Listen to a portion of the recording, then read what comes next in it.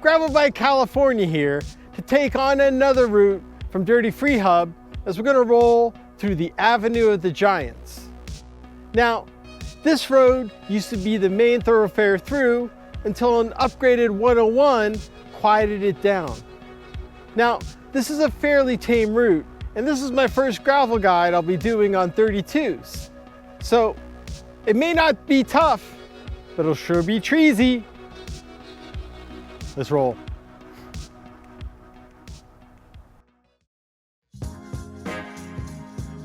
This short 23-mile loop is as advertised by Dirty Free Hub, being relatively tame with one hardy climb to contend with, throwing in 2,300 feet overall of elevation.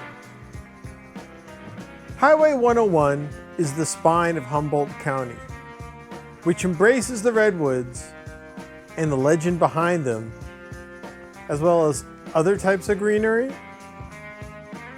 Smaller towns still align, but struggle more as the Redwood Highway has modernized piecemeal since the 1920s, leaving some pockets for cyclists.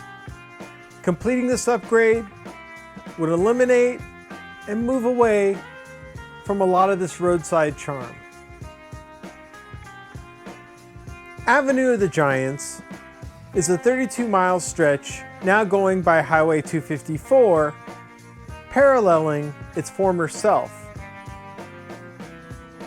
I began the loop from the town of Myers Flat, around the South Fork of the Eel River, where you can get your tree attraction on. It takes just a few strides to move out of the general foliage and into the redwoods that grasp for every available inch of sunlight.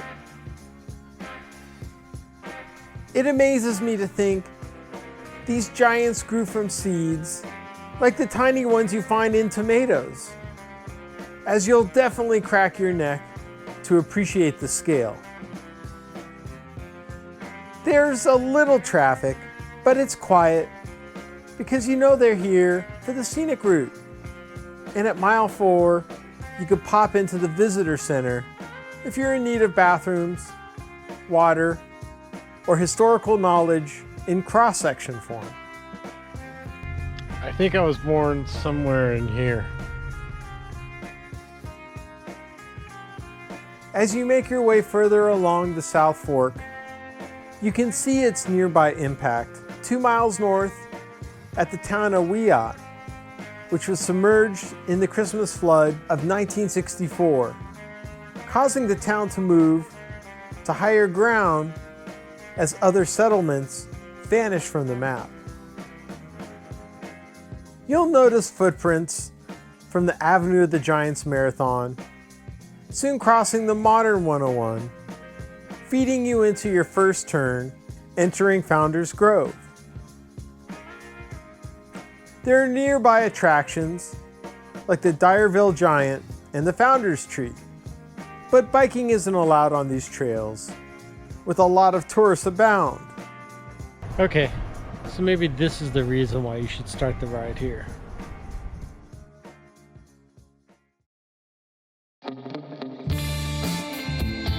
Continuing on Dyerville Loop Road, the giant redwoods soon subtract. Your first chance of using your small ring comes at mile 9, with a short 3/4 mile climb, but averaging 7% on this paved road makes it a nice warm-up. The descent is an eye-opener in the double digits, but there's a bigger attention grabber I had to investigate at the bottom. Pretty cool that if you just follow the tracks on one side, they do continue on. They're super narrow. You return to lowland openness with farms tucked away as you start another short climb with, there's that railroad again. You're again limited with blocked-in views, and you'd think there was enough space to share the road. But these rollers fade as the next railroad crossing brings you gravel. With a brief chance to check out the river close up, you cross the tracks for the last time, so now I can explain why it's up in my head.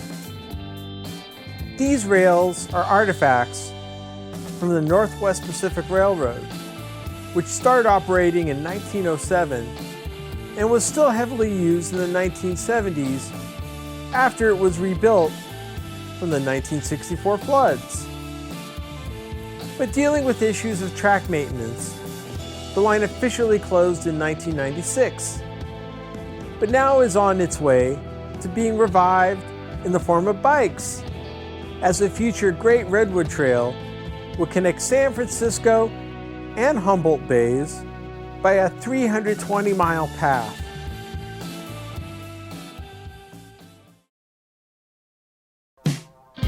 I would have preferred that as a detour, with this sturdy 2.2-mile climb bringing the unpleasant, averaging 9% along the way.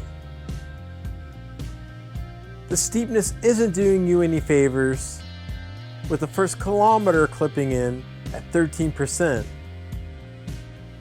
Nor is the heat, despite the tree cover.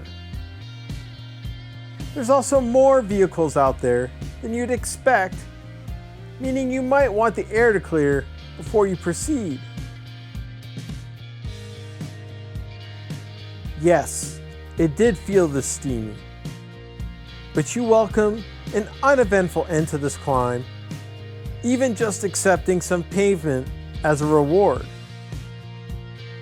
The last 6 miles are pretty straightforward, enjoying the fruits of gravity among what you would loosely call residential, with a couple of right turns taking you back onto the Avenue of the Giants, returning you to the Redwoods, which makes great video if, oh yeah.